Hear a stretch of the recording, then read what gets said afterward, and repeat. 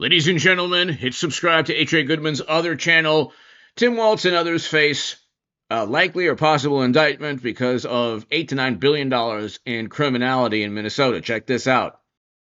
A massive fraud scandal unfolding in Minnesota, turning into a wake-up call on America's broken welfare system. As more details come to light about scams that bilk taxpayers out of what could be more than $1 billion. Yes, they sound like Dr. Evil. It's $1 billion. Welcome to a new hour of America Reports. I'm John Roberts in Washington. That's real money, Sandra. That is real money. Good to be with you on this Friday, John. I'm Sandra Smith in New York. So one startling example sticking out concerns a program to help recovering addicts find stable housing.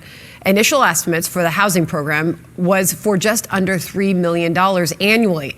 But an indictment shows grifters fraudulently billed Medicaid more than $100 million last year alone. Garrett Tenney is live on this out of Chicago for us. What do you have, Garrett? Well, Sandra, several of the whistleblowers in Minnesota have told state lawmakers that by the time these investigations are through, they believe the actual size of this fraud, the amount of taxpayer dollars that has been stolen, could be higher than $8 billion. We are already. So $8 billion, and that's why you have Axios, FBI, DHS escalate Minnesota crackdown, and then you have PBS, surge in federal officers in Minnesota focus on alleged fraud, and Reuters, FBI investigating Minnesota fraud scheme.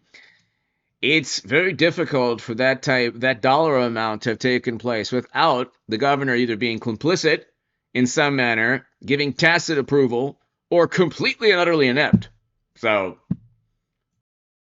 seeing some of that. 2 days into the Small Business Administration's investigation, Secretary Kelly Loeffler says the agency has uncovered at least $1 million in PPP fraud. And the state itself is now looking into the possibility of fraud in another Medicaid program.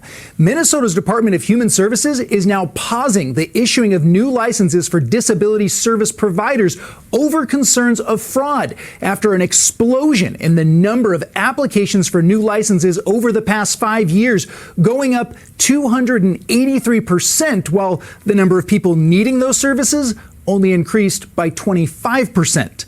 Governor Tim Walz, who is up for re-election, is under fire for all of this happening under his watch, but he says they have investigated every claim of fraud that's come in, something whistleblowers dispute, and says the state is taking the steps it needs to keep it from happening again.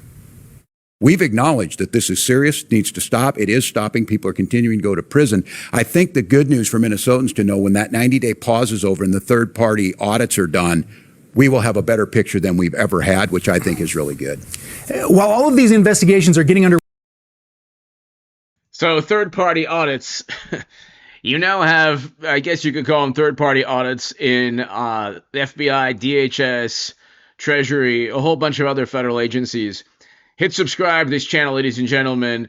This is huge, and it could lead directly to WALTZ and others being indicted. Hit subscribe. Thanks so much. Be on H.A. Goodman's main channel, almost 300,000 subscribers for the live stream this evening. Thank you.